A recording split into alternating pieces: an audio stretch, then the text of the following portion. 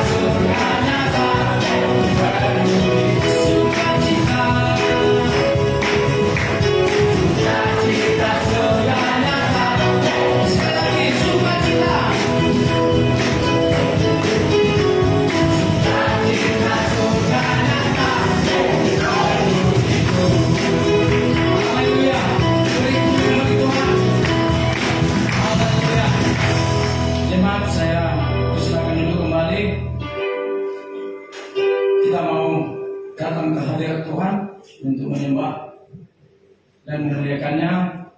Untuk itu kita siapkan hati kita sehingga kita boleh dapat hadir dalam hadiratnya.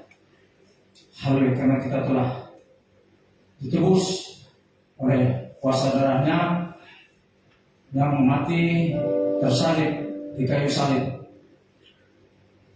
Jadi kita mau dapat hadir dalam hadiratnya.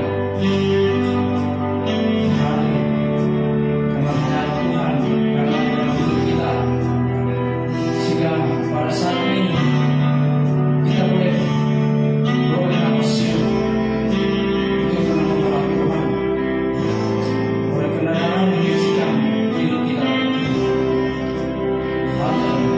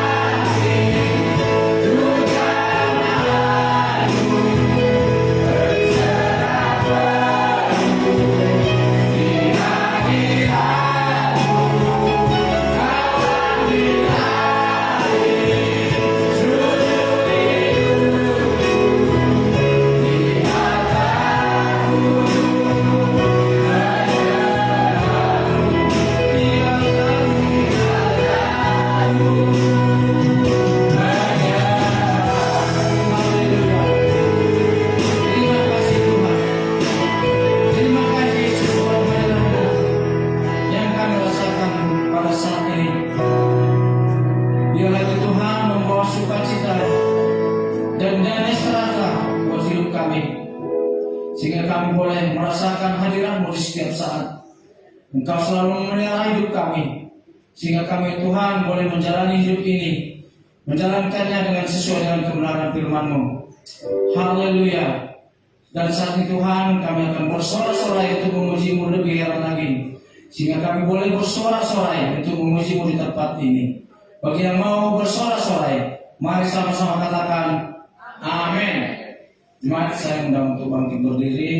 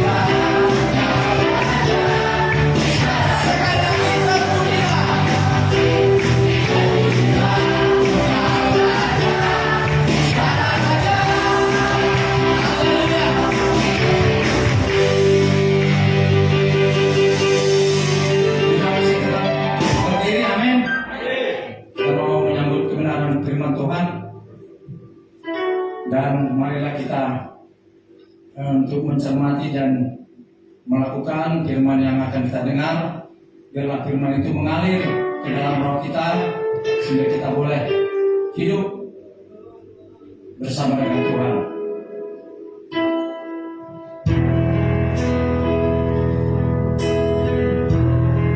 Kita bagian tanah yang kering, yang merindukan air, yaitu air firman Tuhan. Haleluya. Haleluya Yesus.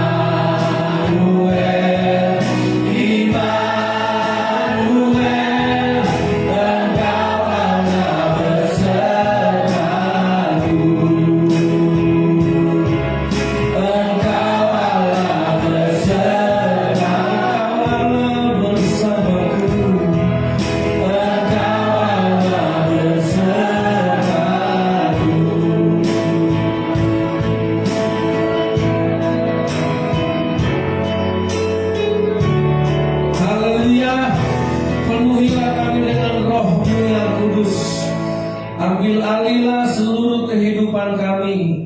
Kami datang sebagai penyembah kepada Tuhan, tidak sebagai peminta-minta. Kami datang membawa tubuh, jiwa, roh kami kembali kepada Sang Halik, Sang Pencipta, yang empunya kehidupan. Engkau yang memberi, Engkau yang mengambil. Terpujilah nama Tuhan. Penuhi kami dengan Roh Kudus yang melahirkan pikiran kami menjadi pikiran Kristus. Penuhilah, urapi kami dengan Roh Kudus sehingga hati kami dijadikan baru. Dalam nama Yesus kami dijadikan anak-anak-Mu, ciptaan yang dibaharui dari hari ke hari. Roh Kuduslah yang memberi hikmat, Roh Kudus juga yang memberi kami pengertian, dan Roh Kudus juga yang menuntun kami ke dalam kebenaran dari Tuhan, hikmat yang dari Allah. Tuhan Yesus berkati pikiran kami.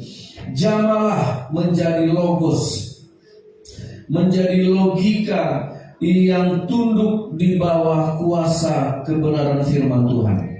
Terpujilah Tuhan Yesus. Berfirmanlah Engkau. Dengan hati kami percaya, dengan roh jiwa kami terima firman Allah ini. Dalam nama Yesus, jadilah kehendak-Mu di bumi seperti di sorga.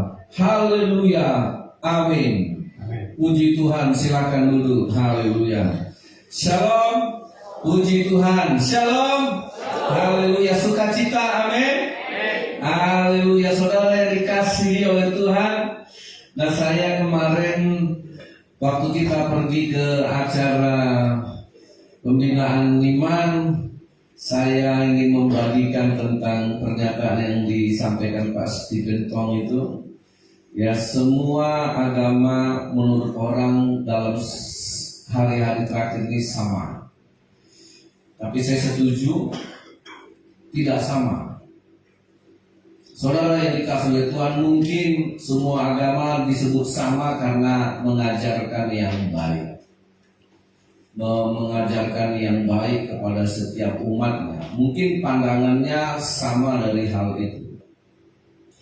Tetapi saudara, pertobatan orang Kristen bukan dari jahat menjadi baik, ya.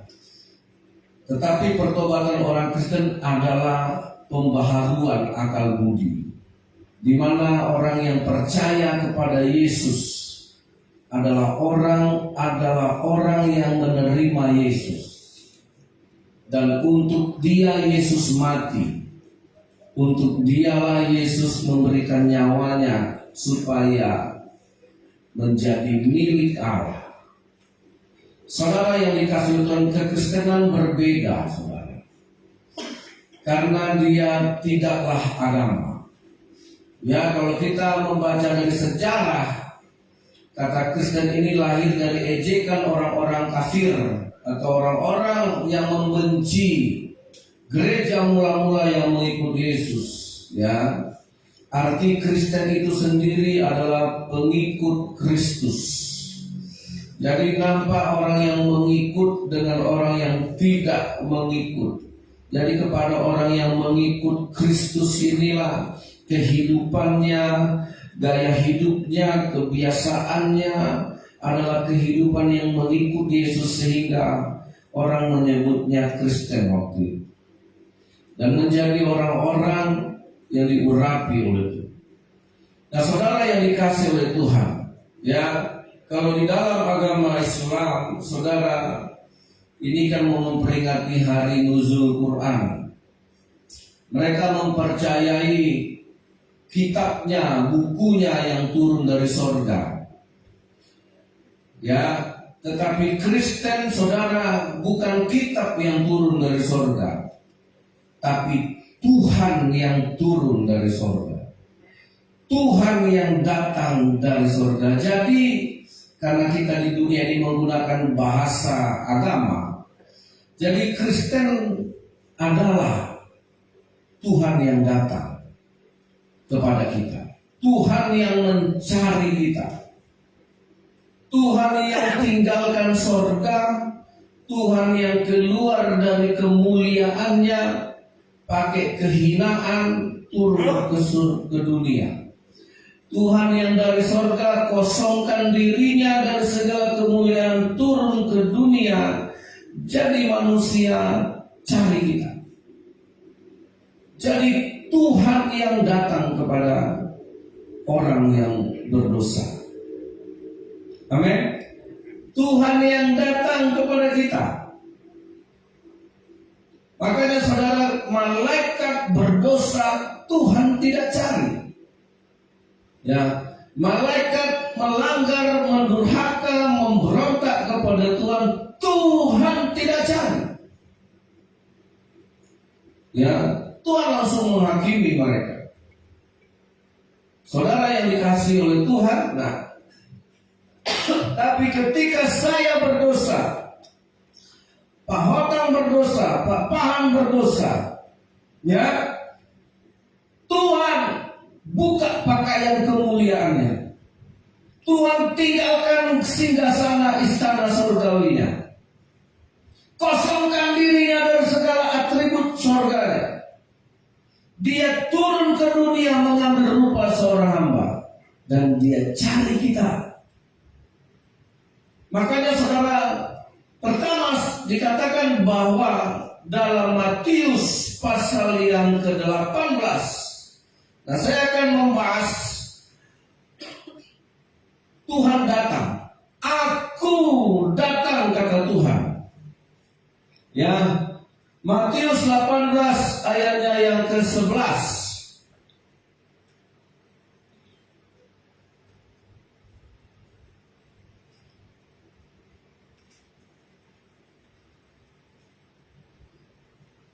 Sama-sama kita baca. 1, 2, 3. Karena anak manusia datang. Amin. Karena anak manusia, karena Yesus datang untuk menyelamatkan. Ini kekristenan itu menyelamatkan. Maka dikatakan Tuhan, apa kata Tuhan? Buluh yang sudah terkulai tidak dipatahkannya. Ibu-ibu sering gak lihat bunganya udah terkulai? Hidup gak bisa, dilihat gak enak, akhirnya dipatahkan. Percuma, bakal mati juga.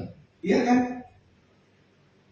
Sumbu yang sudah pudar. Nah, sekarang kita udah jarang pakai sumbu, kompor sumbu. Saya ingat dulu ya, sumbu yang sudah pudar nyalanya. Kalau mama kita dulu ya, seangkatan mamaku lah gitu ya. Kalau ibu-ibu zaman now udah gak pakai sumbu lagi kompornya, udah pakai cetek. Ya, jadi nggak pudar-pudar. Nah, dompetnya yang pudar. Dulu kalau sudah pudar nyalanya, udah bikin pantat kuali hitam, apinya udah merah kayak api neraka. Ganti dengan sumbu yang baru. Tuhan berkata, sumbu yang pudar nyalanya tidak dipadamkannya. Itulah konsep keselamatan. Ibarat bunga yang sudah terkulai-kulai, gak mungkin hidup lagi, ya, menjelang detik-detik layu, kering dan mati. Itulah kita. Itulah semua orang yang berdosa. Gak ada harapan. Pelan-pelan pasti mati. Itu pun tidak dipatahkan oleh Tuhan. Ditopangnya lagi, ya, supaya hidup. Mungkin bapak-bapak kayak Pak Sianturi pernah jumpa lagi membibitkan tanaman, wah, terpijak, udah terkulai mau patah, udah nggak ada harapan, dicoba-coba juga lah, ditopang, disangga-sangga dengan kayu, ujung-ujungnya kering juga, layu juga dan mati juga. Kita nggak mampu.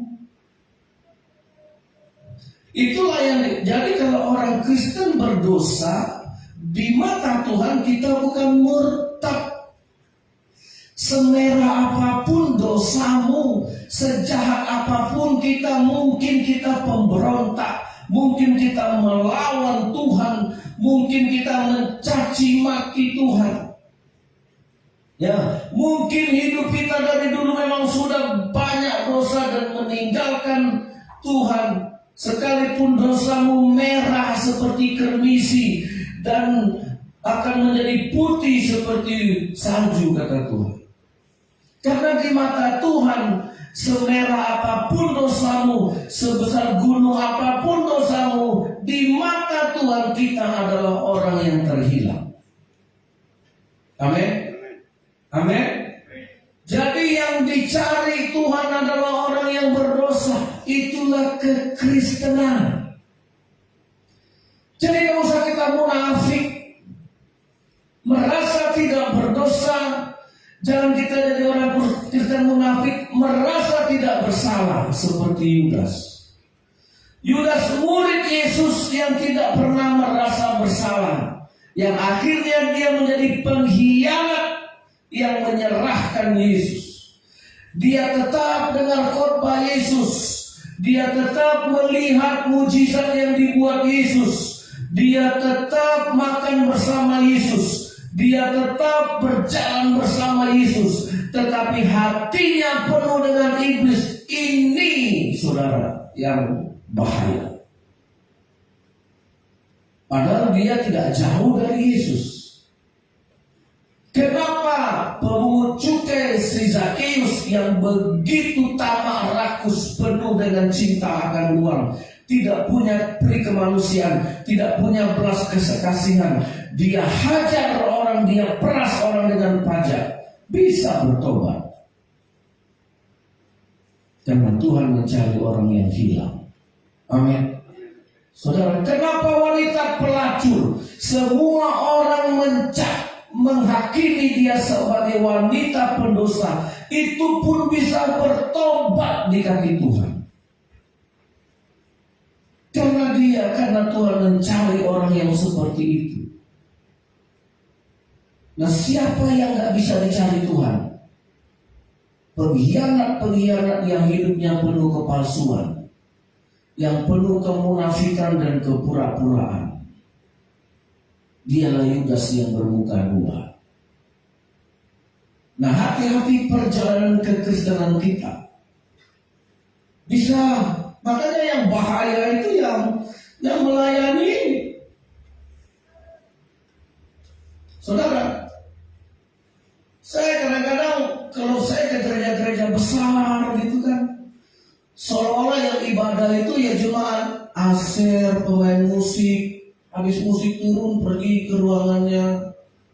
Saya pernah lihat mereka ngobrol di sini. Ya, nanti udah habis khotbah, keluar lagi dari ruangannya, masuk. Saudara, nah saya kalau melihat ini fenomena, ini fakta, saudara. Iblis tidak keberatan Yudas jadi murid Yesus, lah. Please, yes. Apa kawan? Aku mau jadi murid Yesus? Ya silakan. Nggak dihalangi iblis. Saudara, nah saya kalau kadang-kadang saya melihat hamba Tuhan dengan segala cara gaya khotbah, kadang-kadang saya, aduh Tuhan, nak saya lihat, kenapa? Ini firman Tuhan. Gak ada orang yang pantas sebenarnya menyampaikan firman Allah. Kita kadang-kadang kehilangan, saya orang berdosa yang perlu ditemukan sekalipun saya pendeta. Saya orang berdosa.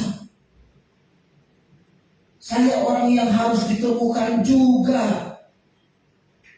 Amin.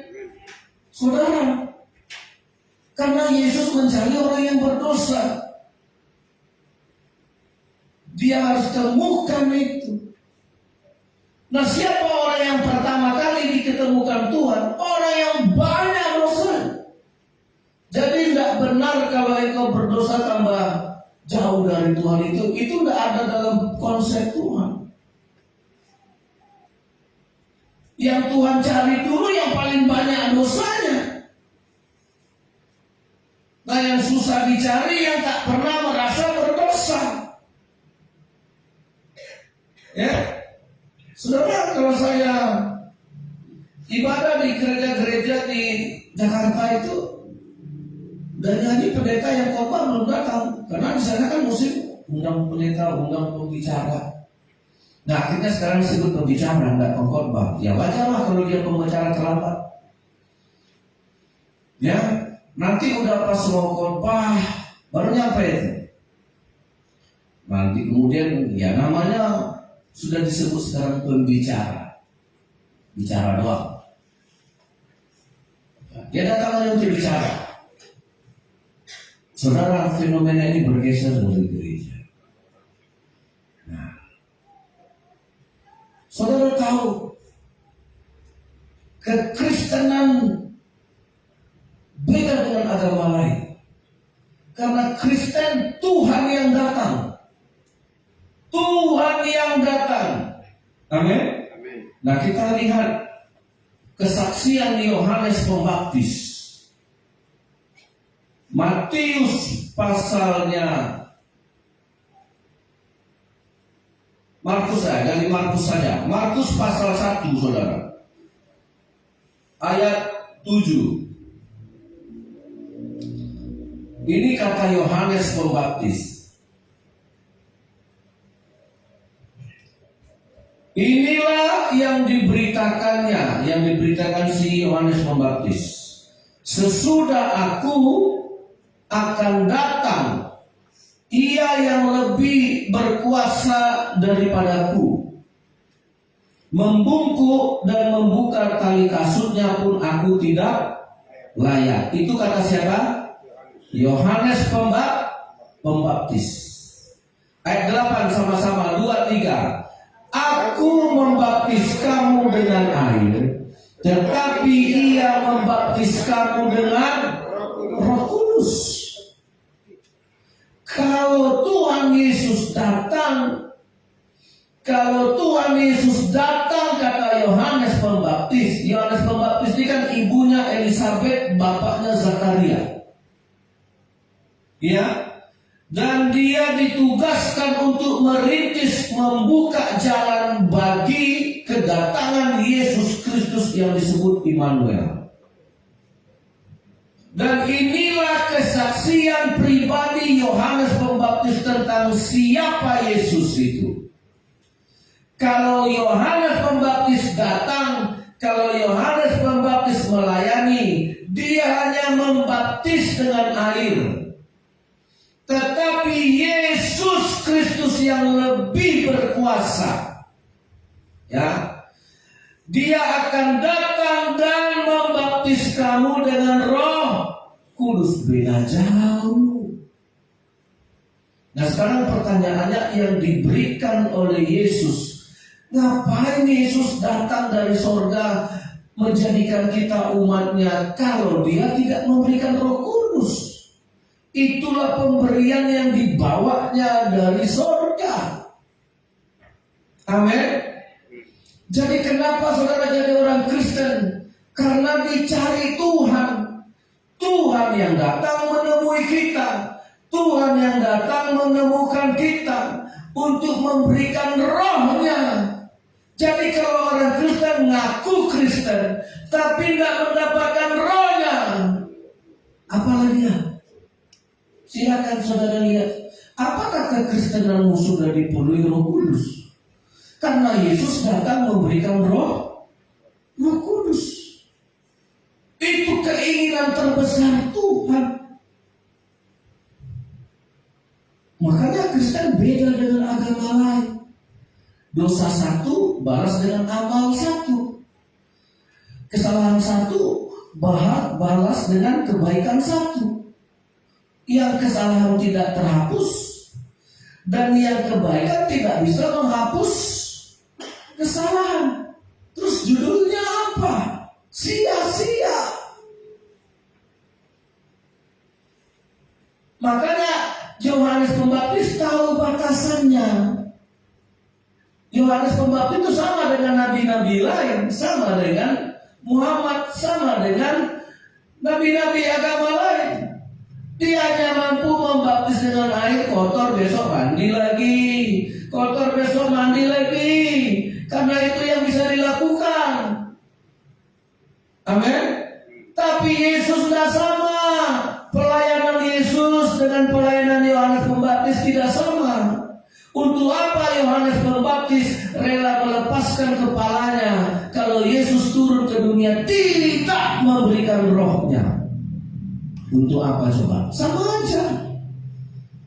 Kalau Yesus tidak memberikan Roh Kudus, hanya menyembuhkan batu sembuh, lumpuh berjalan, buta melihat, kau miskin, oke, buat kaya. Apa bedanya coba dengan Ika Dayak? Apa bedanya? Jadi kalau kekristenan sasaran imanmu hanya cari sembuh, cari kekayaan. Saudara pernah gak ke Gunung Kawi di Jawa Timur? Itu pusat orang mencari peruntungan, cari jodoh, supaya toko laris, supaya naik jabatan, komplit di situ. Saya penginjilan ke sana. Tumbalnya ya anak-anak. Ini maaf ya, yang Tionghoa yang gila-gilaan. Gak ada orang-orang kiri situ, saudara. Berduit semua. Dan guru saya namanya Silas Buntoro punya satu yayasan menampung anak-anak khusus yang kena tumbal. Makanya ada di YouTube itu kan, naik apa? Utangmu yang 2 juta itu gak usah kau bayar, naik. Kenapa naik? Kata dukunku itu jadi tumbal. Nah, kan gitu ya. Nah, orang jadi tumbal takut ya. Itu anak-anak orang kaya, saudara. Sampai itu guru saya yang mengajar kepemimpinan rohani, Pak Silas Buntoro, dia buka yayasan hanya untuk menampung anak-anak cacat, anak-anak bengkok tangannya, nggak ada yang beres. Tapi bapaknya, entongnya, kaya.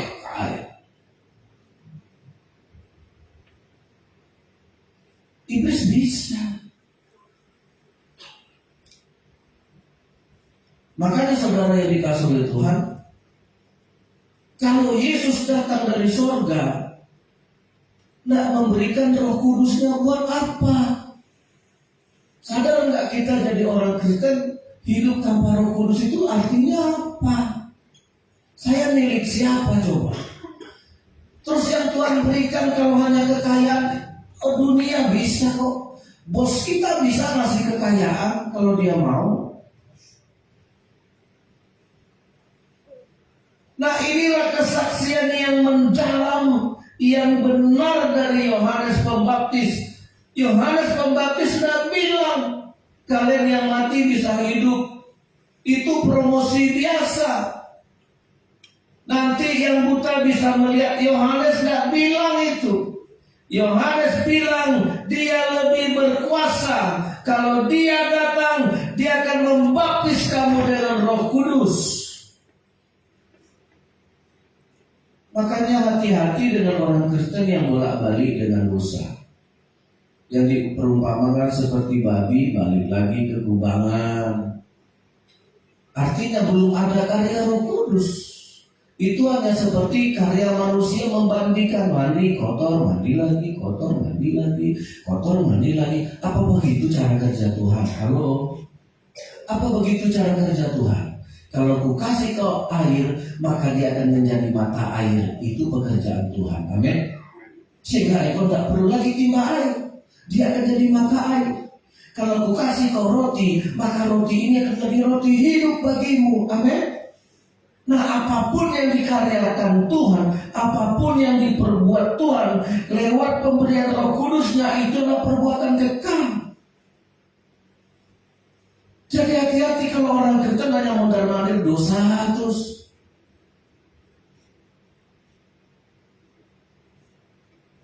bolak-balik itu terus kesalahannya itu diulang-ulang lagi.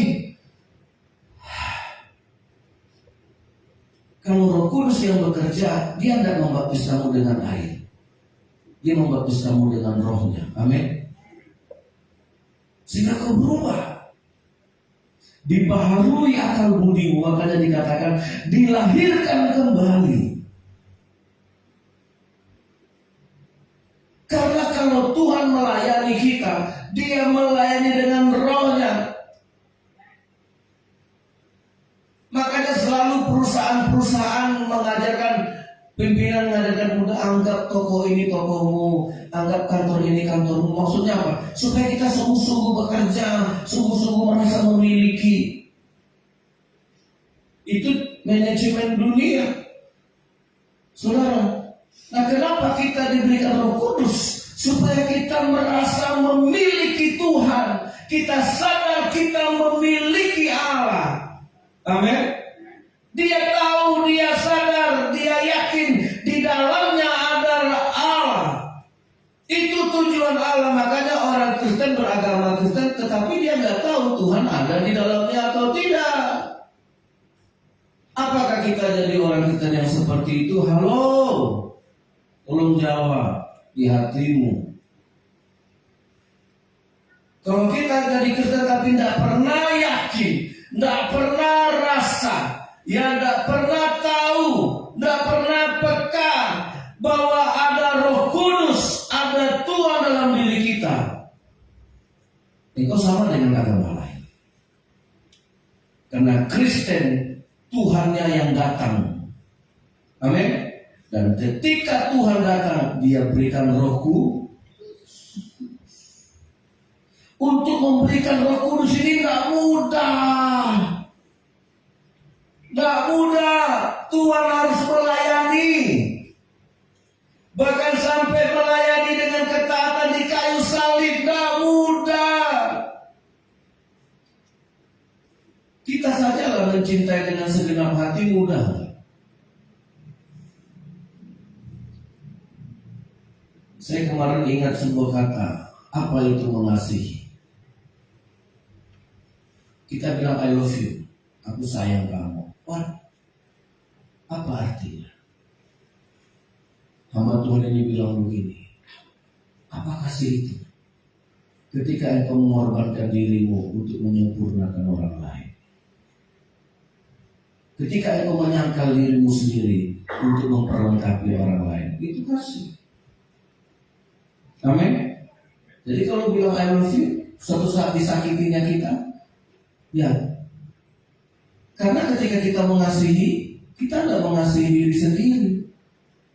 Sama dengan Tuhan Yesus, ketika dia bilang mengasihi kita, karena begitu besar kasih Allah akan dunia ini, sehingga dia mengorbankan anaknya yang tunggal.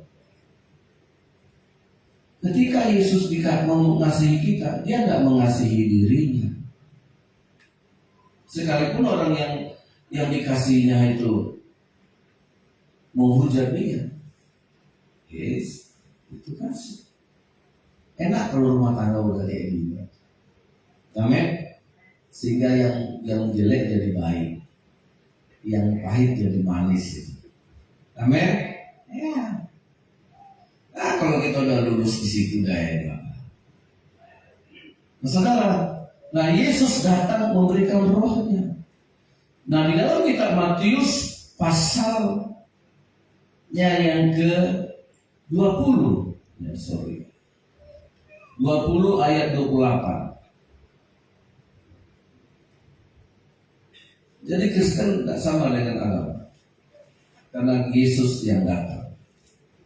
Kalau agama didirikan peraturan, azas, tapi kalau Kristen Tuhan yang langsung. Matius 20 ayat 28. Nah, saudara lihat. Kita baca sama-sama ya. 1, 2, 3. Sama seperti anak manusia datang bukan untuk dilayani, melainkan untuk melayani dan untuk memberikan nyawanya menjadi tebusan bagi banyak orang. Amin. Tadi dia memberikan apa? Roh Kudus. Kalau dia datang, dia beri Roh Kudus. Amin. Bahagia gak rasanya saudara dengan pemberian itu? Tidak sesuai ekspektasi Tuhan. Aku minta duit, yang mau kasih roh. Nah kan di situ dosa kita itu di situ. Yang membuat kita payah bertobat itu di situ. Karena yang kita mau, yang Tuhan mau beda. Ya, Tuhan mau ngasih pancing, kita nggak mau, kita mau ikannya. Nah, ayat yang kedua lebih lagi, kenapa Yesus datang? Kalau Yesus datang untuk dilayani atau untuk melayani, aku datang, kata Tuhan, bukan untuk dilayani, tapi untuk melayani. Terus melayani ini apa? Memberikan. Saya melayani saudara belum memberikan nyawa loh saudara. Ini baru waktu. Lihat nanti kejadian. Saya jadi gembala yang kabur ketika ada tantangan. Gembala yang meninggalkan jemaat ketika ada masalah. Karena banyak pendeta upahan. Pendeta yang dibayar. Pendeta yang digaji. Bahkan ada pendeta saudara. Ya. Tanya kalau diundang khotbah. Berani dia bertanya. Saya dibayar berapa?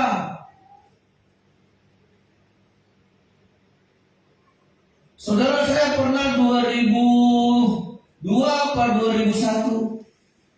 Saya sudah diundang khotbah, sudah dijanjikan sebulan sebelumnya sama ketua pemuda GBI Muara Salak. Karena saya sudah pernah khotbah di situ sekali. Kemudian dijadwal lagi, ditentukan tanggal, Bapak ulun nanti ke sana tanggal sekian, bulan sekian. Bil, ya, udah disusun semua. Namanya gereja besar, ya kan, di Kelapa Gading. Pada hari yang minggu mau pelayanan ya saya udah beli tiket. Saya udah duduk di ruang tunggu pesawat itu. Ya kan, dan di ruang tunggu pesawat. Terus dibatalkan. Pak Sarah, maaf, Bapak tidak jadi besok melayani di remaja dan di pemuda. Karena di remaja jam 10 ke jam 9 dan di pemuda jam 7 malam minggunya. Saya nggak jawab. Kok kenapa kalian batalin? Saya udah beli tiket. Tiket yang saya beli itu VPP. Saya waktu itu beli tiket Batavia Air. Masih ada waktu itu Batavia.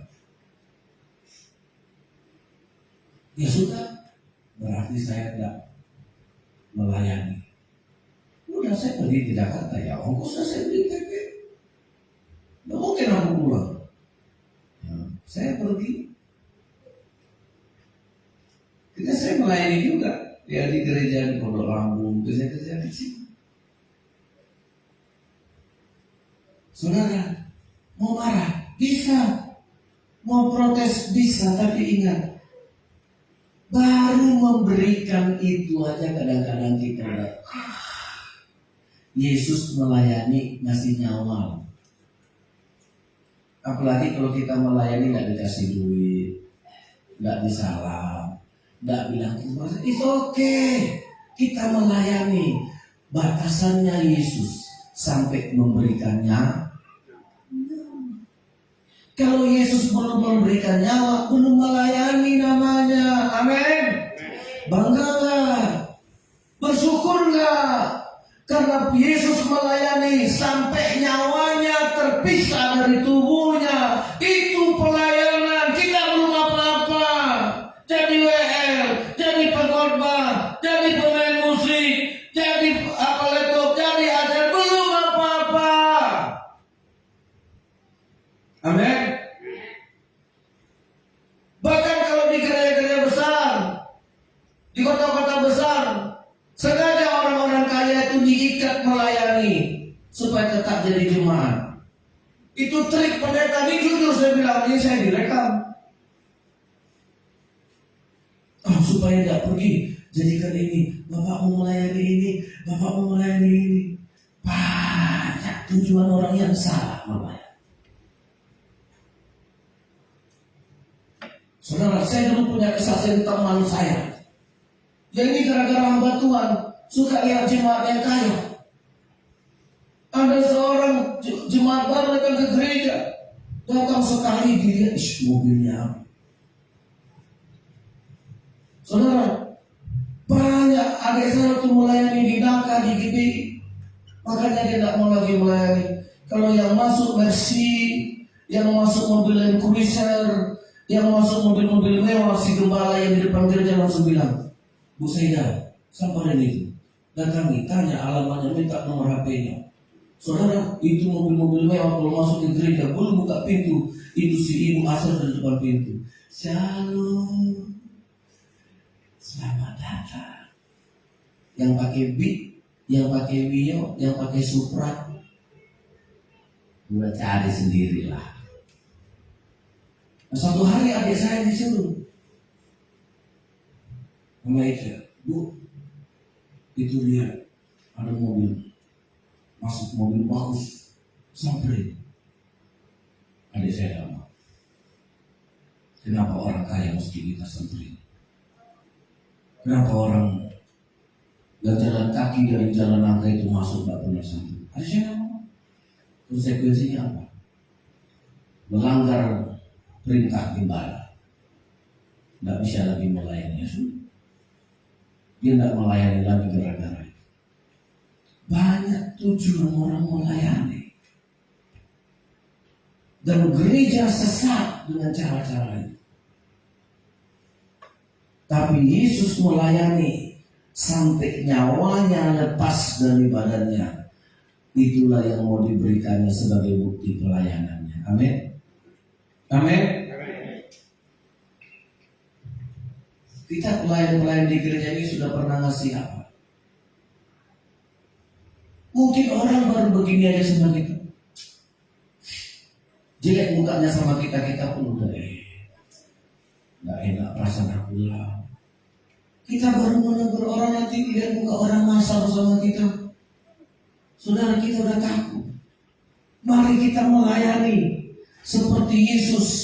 Karena Yesus datang bukan untuk dilayani, tetapi dia datang untuk melayani dan memberikan nyawanya dalam pelayanan itu. Amin. Gak main-main.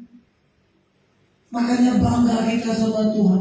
Kalau ada Tuhan di sini hari ini, ada Tuhan di hati Bapak Slitonga, ada Yesus di hati Bapak Hotang, ada Yesus di hati Bapak Torus. Itulah Yesus yang kita terima, adalah Yesus yang memberikan nyawanya. Amin. Dan itu juga. Makanya Kristen tidak sama dengan agama lain.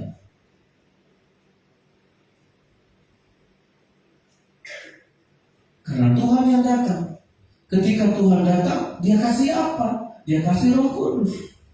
Terus dia kasih apa? Dia kasih nyawanya. Emangnya Tuhan punya nyawa berapa? Kita bisa punya uang banyak, habis 1 juta, masih ada 1 juta berikutnya. Kita kasih 1 baju, masih ada 1 lemari lagi di rumah. Betul kan? Amin. Kalau kita kasih nyawa, ada lagi enggak? Ya nggak ada. Makanya dibilang Tuhan, kalau engkau kehilangan nyawamu karena aku ganti. Hanya Tuhan yang bisa menggaransi, kalau engkau kehilangan nyawa karena Tuhan, aku akan mengembalikannya.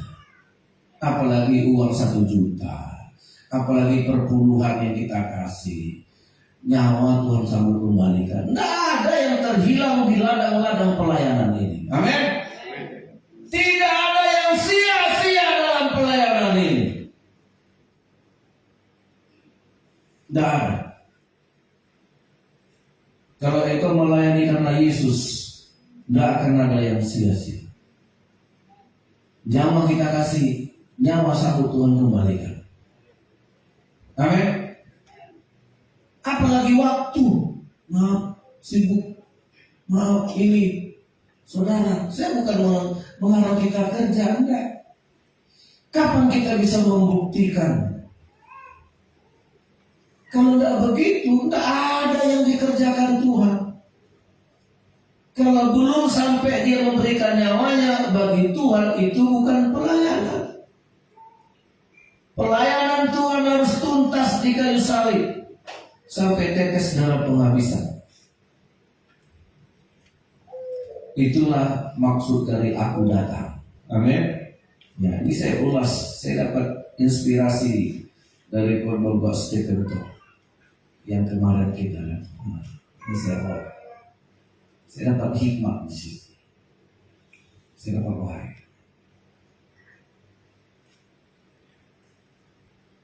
Saudara, yang ketiga, tadi Yesus datang mencari orang berdosa. Yang kedua, Yesus datang memberikan Roh Kudus. Yang ketiga, aku datang memberikannya nyawanya. Itulah pelayanan tertinggi, terbaik. Ya, kita ini belum apa-apa. Kita masih menuju sampai akhirnya lepas nyawa ini dari raga kita. Hendaklah kita menjadi orang yang setia melayani Tuhan. Amin. Amin. Ya. Saudara yang dikasih oleh Tuhan, yang terakhir, yang keempat, ini agak beda dengan yang poin-poinnya si pasti betul kemarin. Ada yang sama. Yang terakhir, saudara, Yohanes 10 ayatnya yang ke-10. Yohanes 10 ayat 10. Nah, aku datang, kata Yesus, itulah kekristenan. Kalau saudara Kristen, Tuhan pasti datang kepada saudara. Ayat 10, sama-sama kita baca. 1, 2, 3.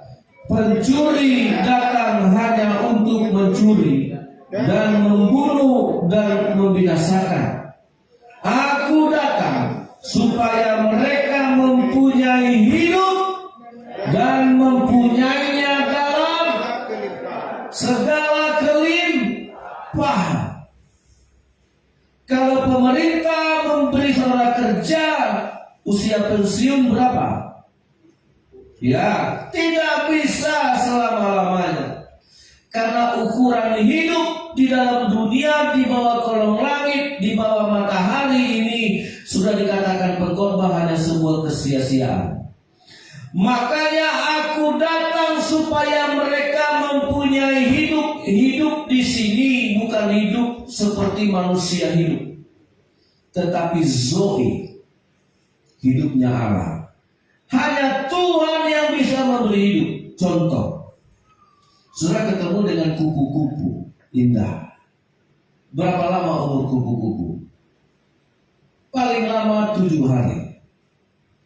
Menurut kita umur 7 hari bagi seekor kupu-kupu, menurut pandangan kita sebagai manusia, lama atau sebentar? Ya sebentar. Kalau ibarat bayi baru lahir, tali pusatnya baru putus, atau ada yang belum. Nah, kupu-kupu 7 hari itulah seluruh proses hidupnya maksimal. Bagi kupu-kupu itu umur terpanjang sama dia, menurut menurut ilmu kebinatangannya, menurut takdir kebinatangannya. Itulah yang membedakan manusia dengan kupu-kupu, dari umur beda. Nah, manusia dikasih umur 70 tahun. Nah, dilihatnya kupu-kupu umur 7 tahun. Bisakah saudara memberikan hidupmu supaya kupu-kupu yang 7 hari bisa jadi 70 tahun? Bisa gak? Nggak bisa. Nah, ini analoginya yang mau saya sampaikan kepada kita. Karena saudara tidak bisa mati untuk kupu-kupu itu. Saudara tidak bisa menebus kesia-siaan hidupnya. Pakai apa coba? Bingung kita. Makanya Yesus datang ke dunia. Dia tebus kita kita, Dia berikan hidupnya supaya hidupmu yang 70 tahun itu bisa memiliki hidup kekal seperti Tuhan hidup. Aku datang untuk memberikan kepadamu hidup yang kekal itu. Amin. Yang bisa itu cuma Yesus. Makanya banyak orang Batak kalau udah meratap anaknya meninggal, aduh Tuhan, kalau bisa jangan dia yang mati, aku aja yang mati. Mana bisa? Yang bisa itu cuma Tuhan. Harusnya kita yang mati, Tuhan yang mati. Itu yang bisa melakukan cuma Tuhan. Amin. Iya. Misalnya meninggal saya, terus istri saya bilang, Tuhan janganlah ambil selamatku Tuhan, gantian aku aja. Bisa nggak?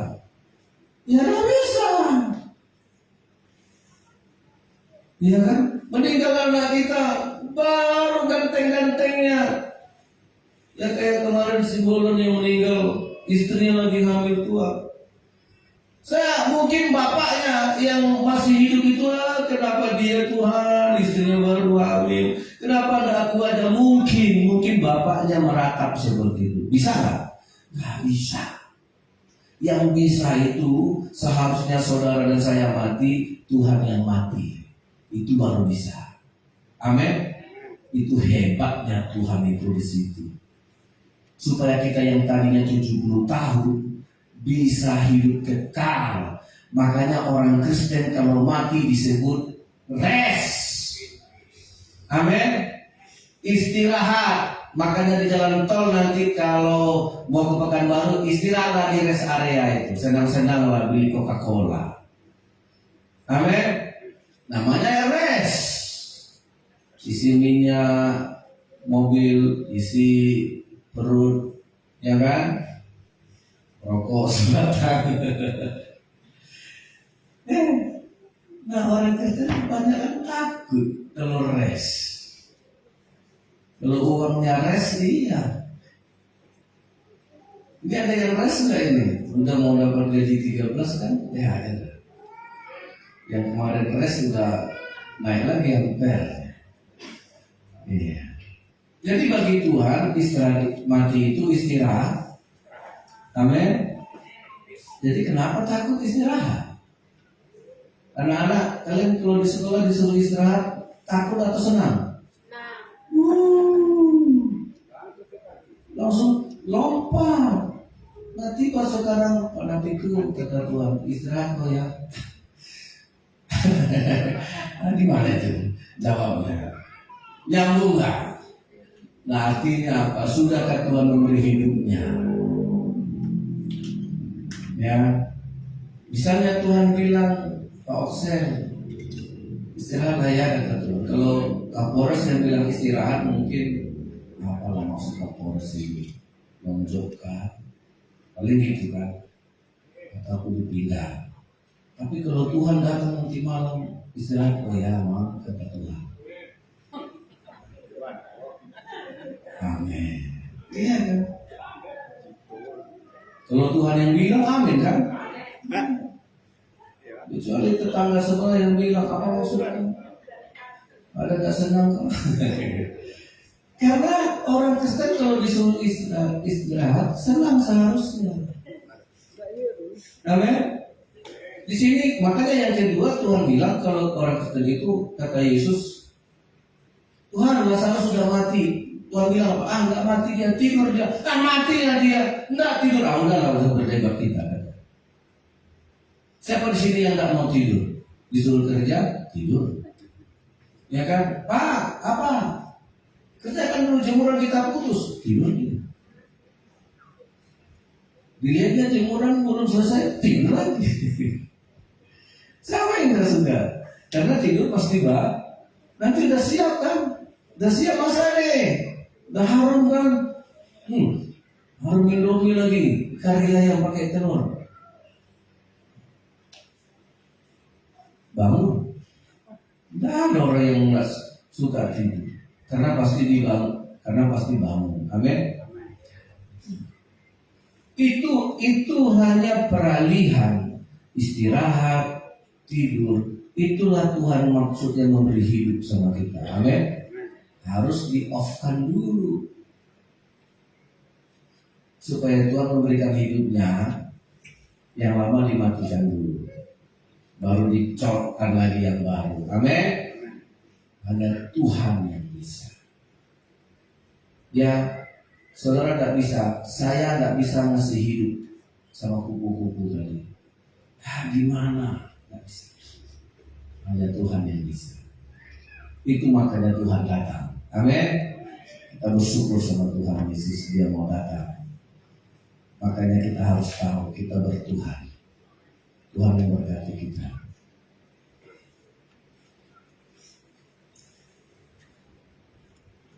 Puji deh, Tuhan Kau sempurna. Biarlah hidup kita ini seperti dikatakan Tuhan Yesus, Aku datang supaya mereka mempunyai hidup dan mempunyainya dalam segala kelimpahan. Hidupku menggenapi firman-Mu, tanda mujizat sertai setiap langkahku. Kau bersamaku di dalamku, jadi bukti kebesaran-Mu. Tuhan Kau sempurna, haleluya.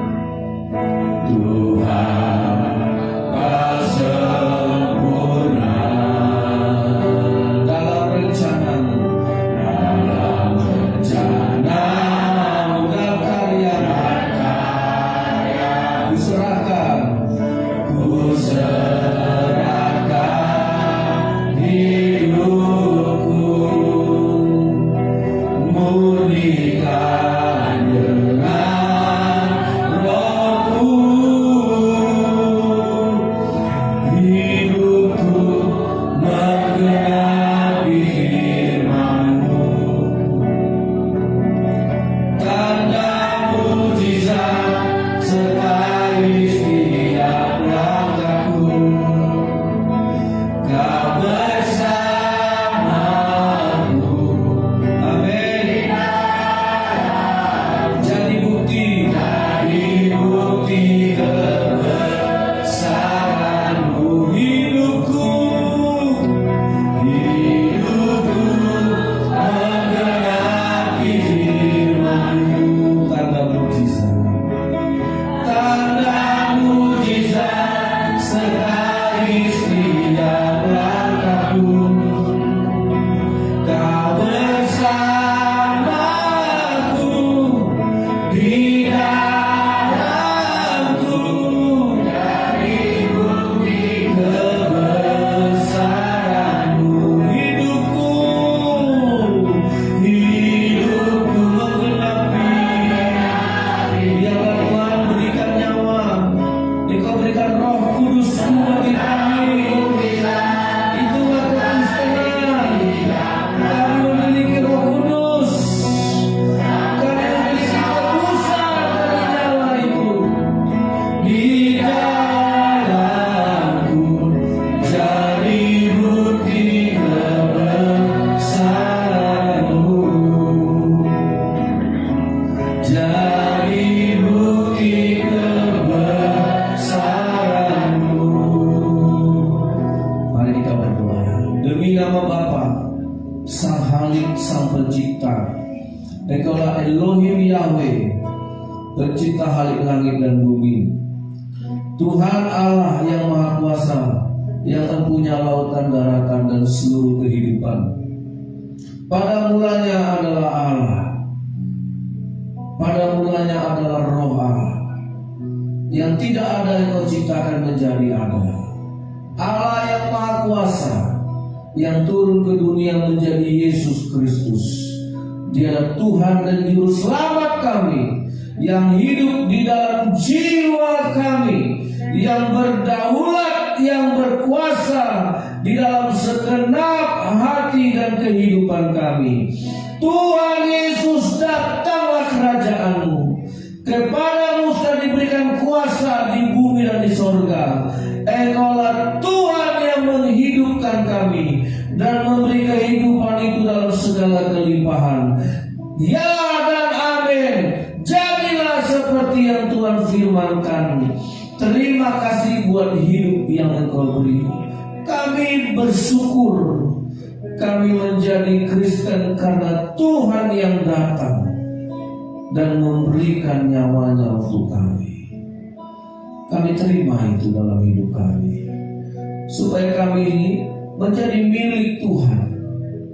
Dan kami yakin pasti, dan kami tahu dan percaya ada Tuhan dalam hidup kami, yang mengubah hidup kami, yang membaharui akal budi kami, yang melahirkan kami kembali untuk hidup yang kekal.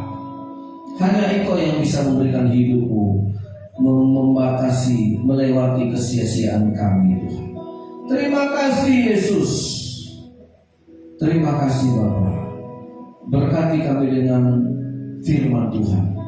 Berbahagialah orang yang menaruh firman Tuhan, yang menyimpan di dalam sanubarinya. Berbahagialah orang yang haus akan kebenaran. Berbahagialah, diberkatilah orang yang miskin di hadapan Allah, karena dia yang punya kerajaan surga.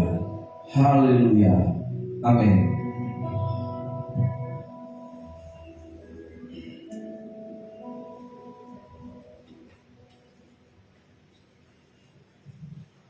Kita mau memberikan persembahan.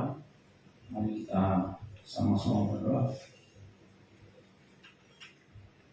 Terima kasih Tuhan, terima kasih Yesus buat firman-Mu yang telah kami dengar. Biarlah firman-Mu menjadi kehidupan bagi kami dan boleh merubah hidup kami Tuhan menjadi hidup yang terang, yang melakukan kebenaran firman-Mu dalam kehidupan kami sehari-hari. Dan sebentar kami akan memberikan persembahan. Kau berkati persembahan yang akan kami berikan menjadi rupa yang harum dan boleh digunakan untuk kemuliaan dan meninggikan nama-Mu. Dalam nama Yesus kami suruh dan berdoa dengan bersyukur. Haleluya. Amin. Kita mau terima sukacita surga. Kita angkat pujian ini sambil memberikan persembahan.